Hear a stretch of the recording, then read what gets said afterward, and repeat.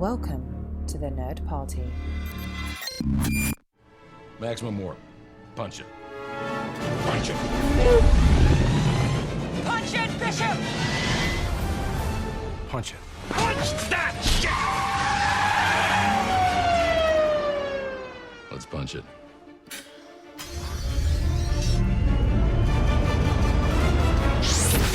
Hello, everybody, and welcome to Punch It. This is episode 30. My name is Charlene Schmidt, and with me, as always, is...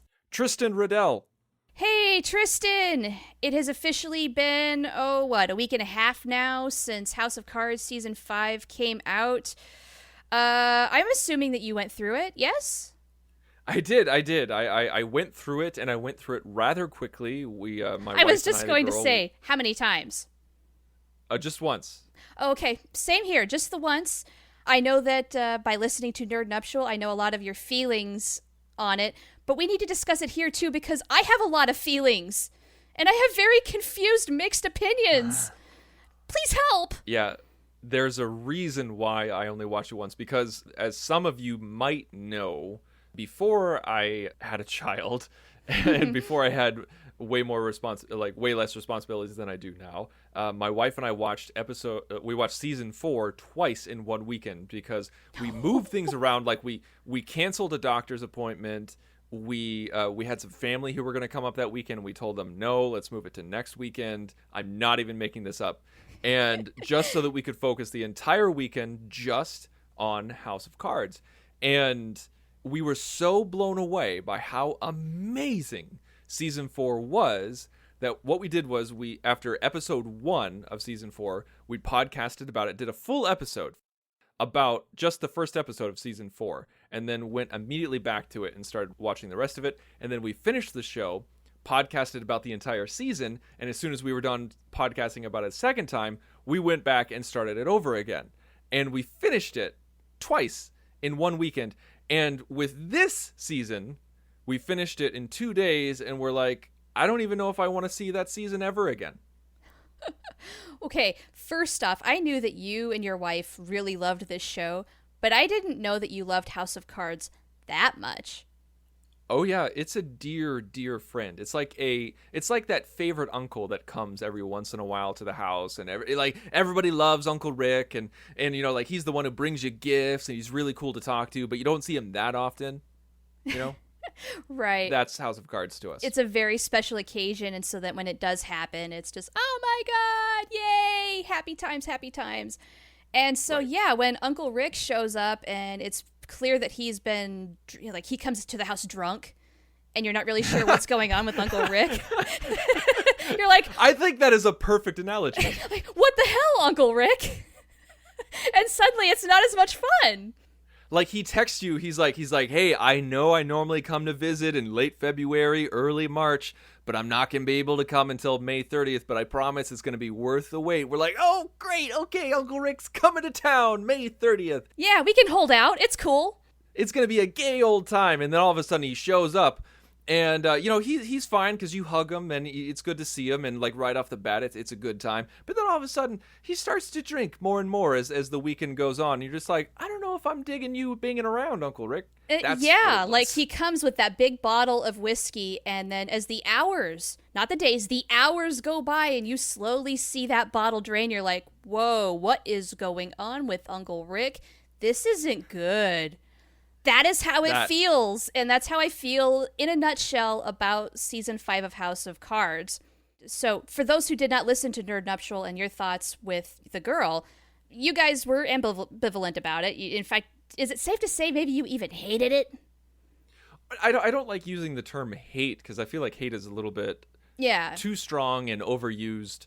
We were severely disappointed with this season. Not angry, disappointed. I was frustrated more than angry.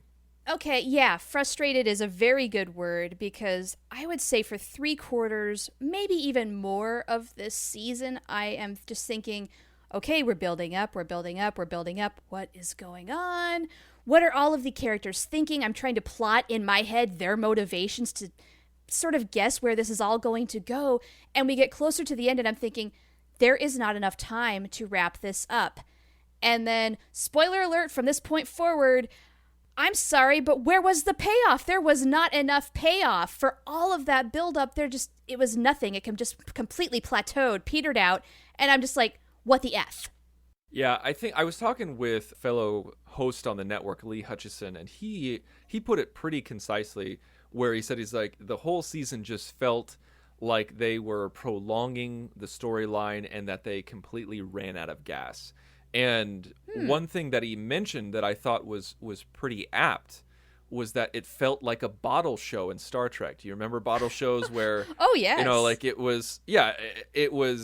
all took place on the ship, and so it was a way to do a cheap episode, and you didn't transport down to a planet, so you didn't have to build anything new. There weren't necessarily any crazy aliens. This season of House of Cards felt like a bottle show because 90% of it took place in the White House, and 90% of that took place with two people talking on couches. It felt like they were just telling us what was going on instead of actually showing us or doing things. And it was just such a late letdown. And this was the first season without the creator and showrunner, Beau Willimon. You think that's got a little something to do with it? I think so, because if you asked me during season 4, because we talked a little bit about this in Nerd Nuptial, and I do recommend that everybody goes and checks that out, because the episode's called One Nation Under Wood, and you can go to thenerdparty.com/nerdnuptial to check it out. But if you listen to what my wife and I said about season 4, it felt like, because it was really mysterious as to why Beau Willimon was leaving. He said that he wanted to focus more on politics and see what he could do in real politics and see if he could, inflict good change or something along those lines. I might be paraphrasing. I know I'm paraphrasing here. Okay. But season 4 was so good and had so much new talent behind the scenes with writing as well as executive producing and directing. We kind of conjured up this idea that maybe Beau Willimon felt like he was being forced out, and maybe Willimon felt like season 4 was kind of out of his control, and so he's like, okay, if you guys are going to force people on me, then I'm just going to leave and I'm not going to be here for season 5. But after watching season 5, we kind of revised that hypothetical scenario and that guess, because that's all it was. It was complete guesswork, because we weren't there, we weren't in the writer's room, right? But we feel like maybe season 4 was just a drastic course correction from season 3 by Beau Willimon. And then with him gone, he wasn't able to have that influence of course correction, because season 5 felt like a repeat of the worst things that happened in season 3. Yes, this is precisely where I wanted this conversation to go, by the way, because season 3 had just this massive overbearing amount of dramatic melodrama, and season 5 does the same thing. And honestly, I think season 5 is even worse because we were expecting such explosive payoff this season, and we don't get it. Whereas maybe season 3, you kind of feel like, oh, okay, things are still moving along. It's at a different pace. It's a slower pace. But then season 4, now, of course, we have with hindsight, oh, bam, it paid off. It was so good. Now, season 5, I'm just thinking, guys, you blew it. Yeah, that's what it feels like. That is what it feels like. It's like, oh my, come on, guys. You blew it. You wasted your opportunity, because so much great stuff was set up in season 4 and there was no payoff. None. No, there really wasn't. It just felt like this electoral process was going on and on and on. And, oh my God, who's going to be the president? And how are we going to fight this yet again and still? And just there was not enough consequence in the end. Like, we don't even know what freaking happened with the Conways. Well, that's so much like I don't really care about, because I was so sick of the Conways by that, and we're not spoiling anything. I was so sick of the Conways by that point, because we had, like, even though the Conways weren't in season 3, we had election stuff within the Democratic Party for season 3. Yeah. Then we had election stuff between the Democrats and the Republicans in season 4. And half of season 5 was still about the election that started in season 4. Right. And it even continues beyond that of just like, we're going to find a way to hack this thing in whatever means possible. And if this tactic doesn't work, we're going to switch it up and try this instead. I mean, it just went on and on and on? So we have 5 seasons of House of Cards, and literally half of the time in House of Cards, so that's 2.5 seasons, have been spent on one election. Yeah. Now, granted, the stakes were high, but I felt like the execution of it was just not intense in the way that we needed it to be, and prolonging it just felt like a repeated stab wound. Can we just get this over with and make it die, please? Seriously, I'm hoping that and on top of that is that they are betraying their characters. They're changing they're not giving their characters an arc. They're changing their characters. There's a difference. Like, natural progression is great, but if you completely change them for either crappy reasons or no reasons, that's when you start to betray your audience. And we already have Frank. We don't need 2 Franks, and that's all I'm going to say on that. And because somebody else now, I believe, is at the top. It feels like Frank, and not just because that person replaces the stature of power or does evil things. It's just they now have the same character traits as Frank, and we don't need that. There is a reason why we have 1 Frank, because that's all that we need. So here's the thing, though, is that season 3 was pretty bad. Then you had a giant course correction with season 4, and arguably the best season of the entire show. I'm hoping that when we get season 6, if we get a season 6, which I'm pretty sure we will, that it will be a massive course correction from season 5. And so maybe it'll turn out like the Star Trek movies, where the like the even ones are the best one. I don't know if that doesn't work, though, because season 1's pretty awesome. But you know what I'm saying? Yeah, no, I do. And that's kind of funny. I never thought of that possible parallel before. And I do hope that you're right. I am hoping, because basically, aside from those early reviews, which got us so excited, we were talking about them and raving about it on this show, only to be let down. I think the general reception has been just kind of meh. Yeah, I looked up the general reception. I haven't read any in-depth reviews or anything like that, but I kind of scoured them as soon as we finished. And it was pretty much the same thing that we've been saying, is that it feels like the worst things of season 3 repeated. Yes. So if they're going to go through this pattern yet again, we do need an explosive season 6 to get this show back on track, back in everybody's favor, to make it interesting again. And I have to be honest, I really don't know where things go from here. I don't either. I mean, the only place that you go from here is death. Or like, people need to die, or the country needs to be obliterated, or there's like an apocalypse. I mean, I have no idea. I have no idea where they're going to go. And when I think of an apocalypse or something like that, I mean, not only does that make me think of things like Walking Dead, but I'm also thinking, is that too far? And with House of Cards, I feel like it's iffy. Yeah. To be quite honest, it's entirely possible, but it depends entirely also on what they were going to do, how they're going to do it, and why. Yeah, and it's just... But death is a constant on this show. I mean, nobody is safe. Anybody can die. I mean, we had a character this season basically get to death. Like, he got Gone Girled is what he got. Yes. So I feel like we should move on, because the people listening, I think we did a pretty good job of not actually spoiling anything. Yeah, that was tough, too. That was tough, but I'm proud of us for doing it. And so, like, that's our impressions of season 5. I mean, like, if you're listening straight through these episodes of Punch It, you'll be able to hear our excitement in the previous episode, and then, just yeah, now it's after. gone. I mean, we have hit the ground right now. I feel very depressed. But on the bright side, as we're recording this, Orange is the New Black. Its new season is on the horizon. Now, I know you're not into this show. No. And I'm so sorry, but I'm still very excited, and and it's okay. There's plenty of shows that you love that I'm just like, no, Tristan, just no. What? Okay, what? We don't love all the same things. What are some shows that I've been trying to get you to watch that you were just like, no?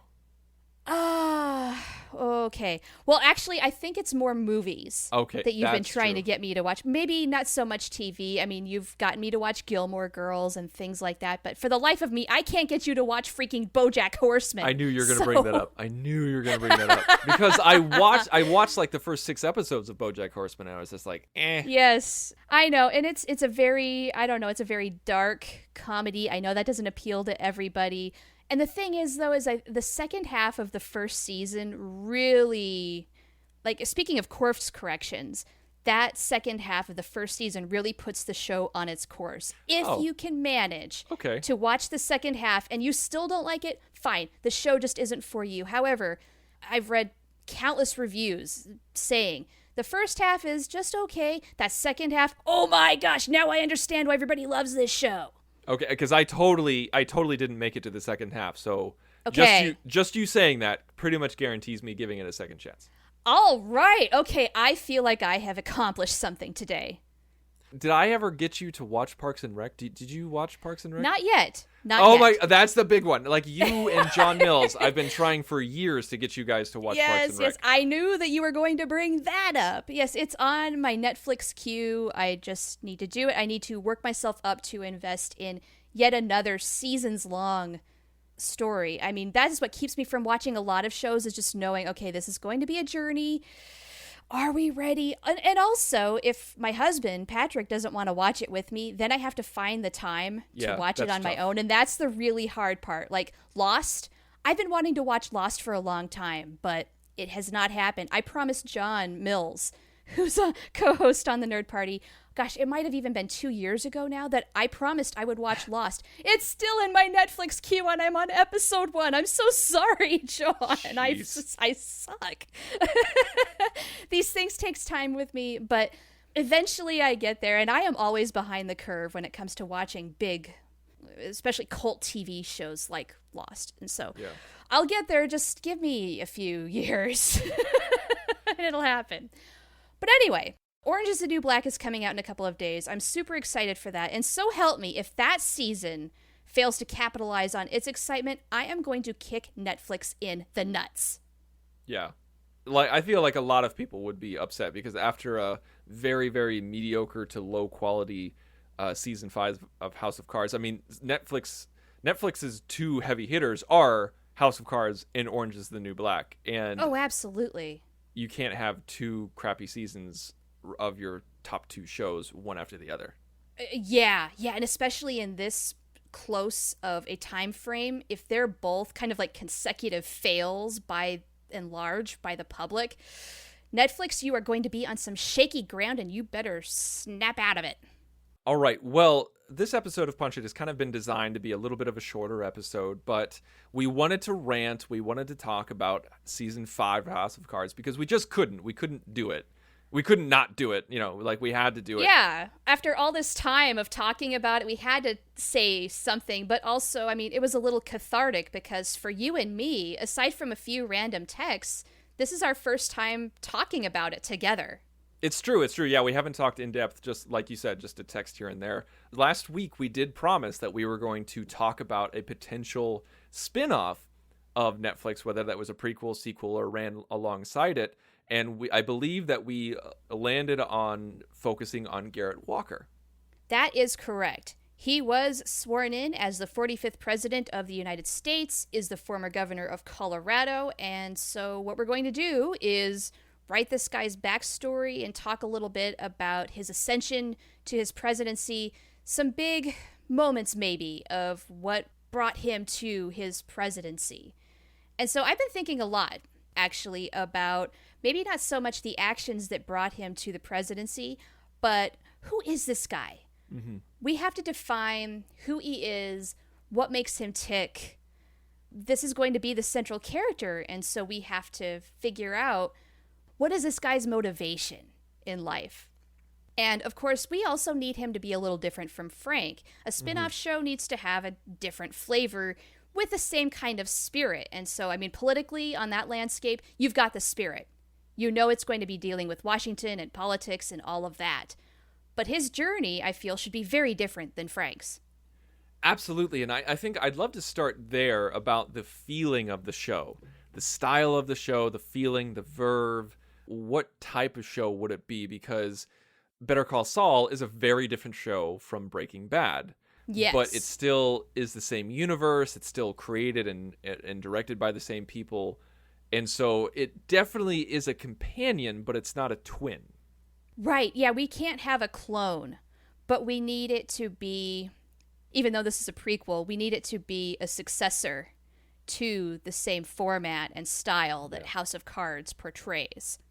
Now, right off the bat, my gut instinct is that Garret Walker does not talk to the camera. I don't think anybody talks to the camera.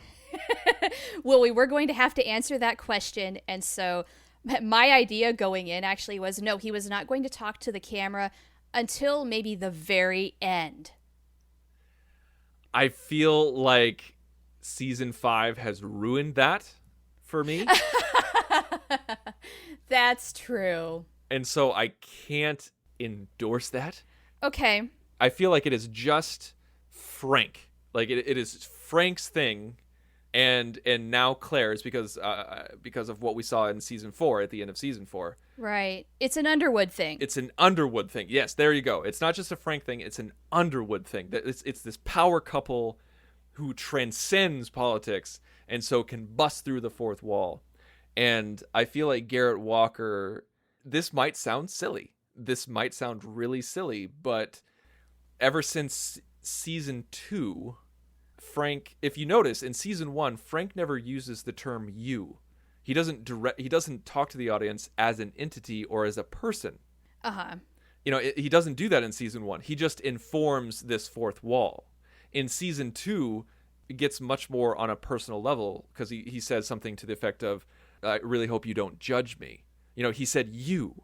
He addresses us as a person, and I think that's really interesting. And so he becomes a little bit more intimate with us as the seasons go by, even though he's spending less time with us. And so, like I said, like this might sound silly, but if Garret Walker started talking to the camera, I feel like we would be thinking as we started doing a rewatch of House of Cards, why isn't he talking to us now? And why isn't he asking us if he can trust Frank? This is true. I like the idea of keeping that as an Underwood thing for the very reason you already stated. Like this transcends politics. Whereas I feel like Garret Walker is going to be maybe a little more of a I don't want to say conventional politician because that makes him sound boring. Mm-hmm. But I do feel like he plays more by the rules. Yes. I mentioned earlier, I've kind of been thinking a lot about the psychology of this guy. And so I'm thinking about things like why he entered into politics in the first place. I want to pitch a little something and see what you think about this, okay? Lay it on me. I feel like Garret Walker is a much more innocent man than Frank Underwood. I feel like his ascension into politics was he went into it feeling like he really could effect good, positive change, went in with very good intentions, sort of like the classic, Mr. Smith goes to Washington thing. Now, granted, he was the CEO of a company prior to politics, and so he had the money and the means to run a political campaign and eventually become the governor of Colorado. But that aside, because you have to be rich, unfortunately, to run for office. That aside, I think he went in with very pure intentions. And then the story, just in a nutshell, is either corruption going on around him or him slowly getting drawn into it. He is, I would say, he's trying to genuinely be a good guy, but politics is not clean. Yeah. I think that's definitely a recurring theme in most political shows and commentaries, that anybody who is governing at that level is not innocent, is not clean. Right. You have to do something a little shady or more to get where you are. And so this is about a well-intentioned, clean guy, or at least he starts off clean, working in a very dirty profession. And how does that affect him? What happens from there? I like that idea because there has to be, and this is going to have actually a lot of parallels to Better Call Saul, because this entire journey is going to have a rain cloud over it. Oh yeah, because we know how it ends. We know how it ends. With Better Call Saul, we know that he has to go into an underground witness protection program that's not even ran by the government. It's ran by mobsters. Not technically mobsters, but you know what I'm saying. And Yes. It's not government WITSEC, it's a private WITSEC. That's how down the rabbit hole he is. Not only did he ruin his first law career, he ruins his second law career under a pseudonym so bad that he fears for his life and he has to go under hiding, and he goes from being a lawyer to being a manager at a Cinnabon in a mall. In Nebraska. No offense, Nebraskans. Yeah, no offense to anybody who works at Cinnabon, no offense to anybody who works in a mall. Yeah. But for someone who... It's an honest living. But that's not him. That's not Right. That's not Saul. And so for him, that's a huge fall down. And so with Walker, we see him go from a CEO of Pioneer Airlines, and then all of a sudden he gets elected to governor of Colorado 2 years later, right? Or is it 2 years? No, wait. No, it's not 2 years later, because he gets elected in 2012. He gets elected in 2012, so 6 years later. Yeah, so 2006 he's elected governor, and then 2012 he's elected president, correct? Right. Okay, just have to get that chronology. I know, yeah. Yeah. Ugh. So that's a lot of success in 6 years. So 6 years of being a politician, he is now the leader of the free world, and then we know he resigns in disgrace 2 years later. 2 years later. So in 8 years of him saying, I want to get into politics, he becomes the president and then resigns in 8 years. That is, I don't remember the entire Obama chronology, but Obama was also a very fast rising star. He came Yes, he kind of out was. of nowhere and had that presidential run in 2008 and got it, and then had a successful 8 years as the president of the United States. He did not have to resign, but it happens, I suppose. But I think the higher you rise, the more you can fall. And so for, I think, a somewhat innocent, maybe even naive man like Garret Walker, this was too much for him. Because he had no idea about people like the Frank Underwoods of the world who were just going to use and abuse him for their own personal gain.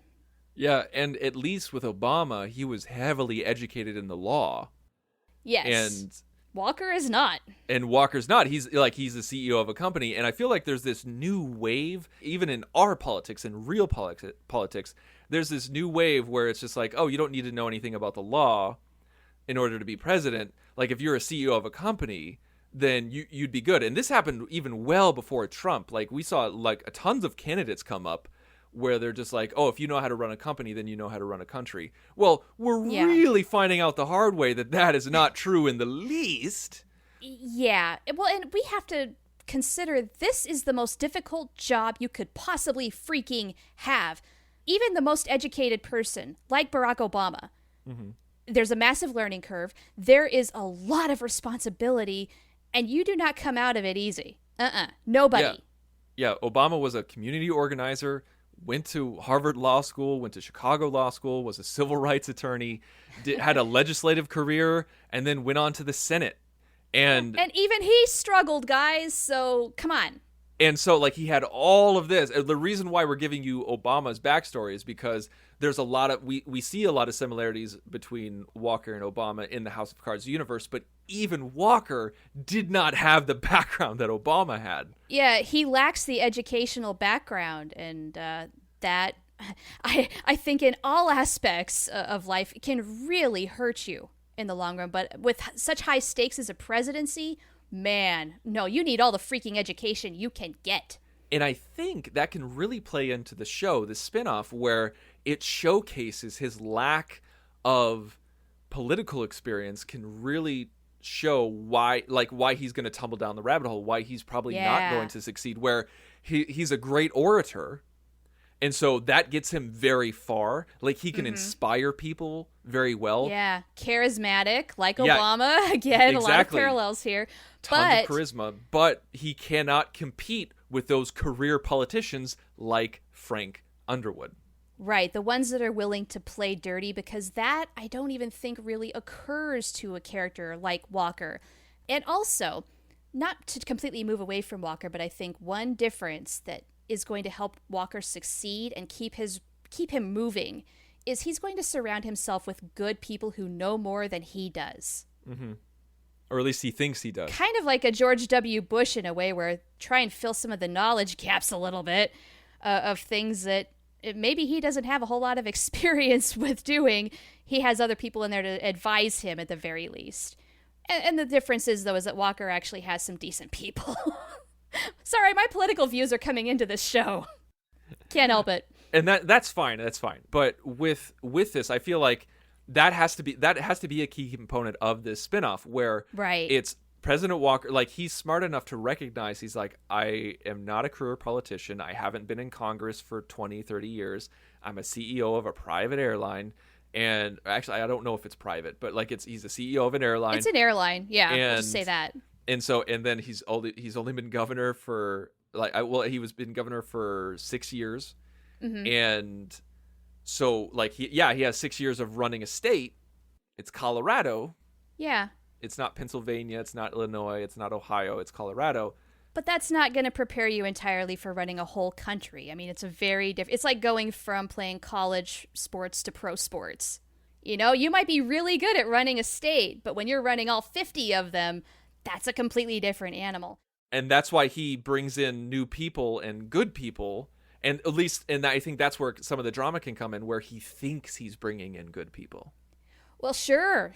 Maybe some of them are not so much. And that also is going to lend itself to some of the side characters that we talked about last week, like Kathy Durant and Linda Vasquez. Yes, and her. And so he's going to bring in people who know the drill a little bit better, who can acquaint him, help him with his learning curves. And then, yes, some new people that we do not know and can get into our heads a little bit and make us question, are they the good guys or aren't they? So it looks like in this reality, in the House of Cards reality, I think they're trying to say, actually, I don't know where the source is coming from, because I'm on the House of Cards wiki, and it sounds like Obama had his first term, but didn't pursue a second term. Right. He only had 4 years in the House of Cards universe. For whatever reason. It's never explained. Yeah, that's never mentioned in the show. So, like, the only president that we know that was mentioned is Clinton. Uh-huh. Like, only modern president. Because I know they talked about Carter. They talked about Reagan. Yeah. But they never talked about either Bush. We know that Clinton was in there because we actually see a photo of Clinton. We see a photo of Kevin Spacey and Clinton, which is a real photo. And they just used it in the show. So we know that Clinton is there, but there's no mention of Obama. There's no photos of Obama or anything like that. So no Bushes, no Obama, just Clinton.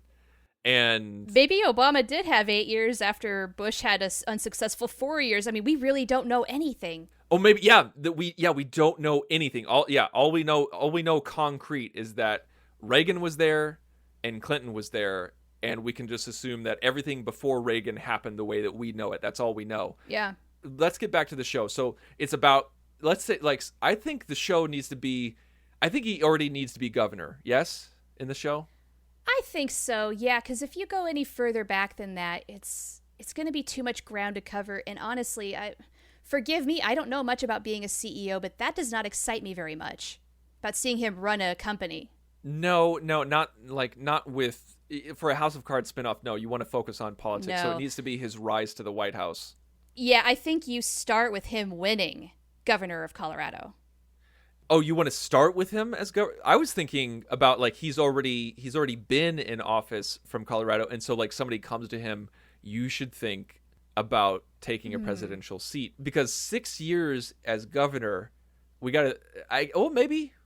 But here's the thing, Tristan, is maybe we don't actually see him become president, because we kind of already got that in House of Cards. Maybe we just end the show with him maybe either deciding to run for president, or you go to election day or something, and we know what happens from there. So you cover those 6 years. The only reason why I thought about starting with him becoming governor is because of the parallel of him becoming president in House of Cards. Explain that. Expand on that. To have a nice little bookend of sorts. It's a beginning. It's a very concrete beginning. I think I might need convincing on that. Okay, fair enough. I don't know if I have enough to persuade you or not. Well, okay, so with me, I gotta have Washington politics in there, and I feel like that is House of Cards. Now, I'm not saying that we need to be in the White House. Right, we're not going to be yet. No. Yeah, and I think that's really interesting to not be in the White House, to see an election not in a White House, because like we start at the inaugural ball in House of Cards season 1, and everything happens either at the Hill or at the White House. And so I think it would be really interesting to see a grassroots campaign outside of DC, but still connected with DC. And if we start with him beginning of the governorship, like let's say that we're showrunners and we're like, okay, well, we either end with him starting to run or we end with him actually winning. I really feel like we need to end with him winning. I think we need to see him win. The presidency, you mean? The presidency, yes. I feel like if we don't, then we'd be cheating the audience. Okay, so you want to start, maybe a couple of years into his governorship and then ending with him winning the presidency? What if we start with him being reelected as governor? Okay, that's a good idea. What if is that a fair compromise? Yeah. Okay, so because then, second term, I mean, the honeymoon's kind of over. You really have to show what you're made of. Then you're not new to this anymore. Yeah, so he was reelected in 2010. He would have had to have been. And then elected in the presidency in 2012, took office in 2013. Mm-hmm. So I think that would give us a nice cover. So that way we can have 2 years and 2 seasons as governor. And in that second season, he's already thinking about running. Like, people are putting in the seeds. Well, like, no, he would have to, because the second season would have to be his election. So this would be a short show, actually, if we do. Well, actually, if you go with that chronology where 1 year is a season. That's true. We don't have to. You don't have to, though. Yeah, because Better Call Saul is definitely not doing that. Nope, not at all. Not at all. And so we can make it go as fast or as slow as we want, quite honestly. Yeah, I think that's good. So we have 2 years of governorship, and that second year is him campaigning. Okay. Now, of course, we've seen a lot of campaigning in House of Cards. How are we going to make this different? I know, it's so true, because if we wrote this before season 5, I think we would be going headfirst into election mode. We'd be like, yeah, sure, we can talk about election and everything like that. Yeah, but not anymore. We're not. Not Barf. anymore. It's kind of hard, but I think we need to swallow our pride with that, because this show has to be about that if we do the show at all. And I feel like what we could do is basically this could be House of Cards, but from the Conways' perspective. Yeah, essentially. Outside of the White House. Now, I'm not talking about a Republican. I'm just talking about Conway was a governor of New York. He's outside of the White House. Now, yes, did we see his perspective? Absolutely, but he was not the protagonist of the show. So what would the show look like if it was Conway in New York and somebody, like, he wins the governorship and somebody comes to him and says, you should run for president. So, but we're just doing that from a Democratic perspective with Walker. With that character as the protagonist. Right. Yeah. And it might be kind of fun to explore a little bit. What are the differences between running a state and federal government? Now, that is not my line of expertise. I cannot bullet point those things for you. But it might be kind of fun to have people who know a whole lot more than we do go through those things. Maybe there are some different challenges, or are they very much the same? And like, states are just little microcosms of the bigger government at large. I've got to be honest, I'm not entirely sure of the ins and outs of that. And so the writers of that show could explore that. And I would love to focus on the marriage as well, because I mean, like, the marriage in House of Cards is a big deal. Like, Frank and Claire, their marriage is a big deal in the show. And I would love to see the Walkers' marriage as well, because we know that there was a lot of strain put on their marriage politically. And she recognized that being a governor's wife was no easy ticket, but it was easier than being the first lady. And also, we know that like, when they went to counseling while he was president, they talked about how some very intimate things came out in therapy. I kind of want to know what happened. Like, what did they talk about? Like, what did they need to talk about? And could that have been rooted in the governorship? Yeah. Another thing in terms of the relationship is Frank and Claire have a very interesting bond. Now, there's no doubt, at least at the start, they're committed to one another. They love each other. I want this relationship to be completely different, where they are, they've been married for maybe a long time, and they are so massively still in love. Mm-hmm. But then things like careers are potentially putting that in danger. Yeah. I want to see Whereas with Frank and Claire, their career is everything. And they compete with one another, which is the point. Because they've been competing since season 1. Yeah. And I don't want to see that dynamic. I want to see a completely different dynamic with the Walkers. And I'd love to see that. Like, I'd love to see governing Colorado in season 1, and then somebody putting in the seeds of him running in season 2, and then him actually running in season 3. And maybe it's just a 3-season show. I kind of like that idea, like a nice 3-act structure. And at the very end of the show, I want a Deus Ex Machina come out of nowhere where who's going to save the day? Who's going to save this election? And then all of a sudden we see those 2 feet walking in the hallway. I love it. That's kind of perfect. Yeah. That's great because you can start off season 1. Things are just maybe blissfully good. Yeah. He just got reelected. Things are going good at home.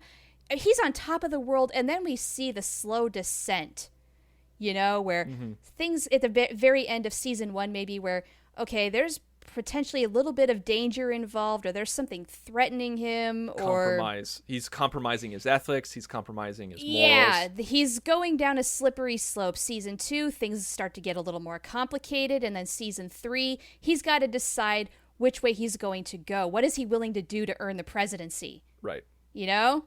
And so, bam, there is your very basic nutshell of this show. I think that's good. I was like, yeah, granted we didn't get into the nitty-gritty, but we have the bones of a show. So what we would love from you guys is to let us know what you guys would think of this show. What would you like to see in a President Walker House of Cards show? Would you watch it? What would you like to call it? Yeah, would you watch it? What do you think it should be called? Send us a note. Go to thenerdparty.com/contact, select Punch It from the drop-down menu, send us a line, send us what you think. You can also find us on Facebook at facebook.com/thenerdparty. You can find us on Twitter as well at Join Nerd Party. You can find us personally on Twitter. You can find me at The Insane Robin. And you can find me at Oh the Profanity. And so please let us know. And as always, please write us a review. Go to iTunes. We know they don't make it easy on you, but please take the time. If you listen to our show, it's free entertainment. Give us a review. And if you give us a 5-star review, we'll mention you on the show. All right, Char. Well, I think this is a pretty good bare bones of a President Walker show. And next week, I have no idea what we're going to do, but that excites me because I know that we're going to punch it. Ready for warp, sir. Let's punch it.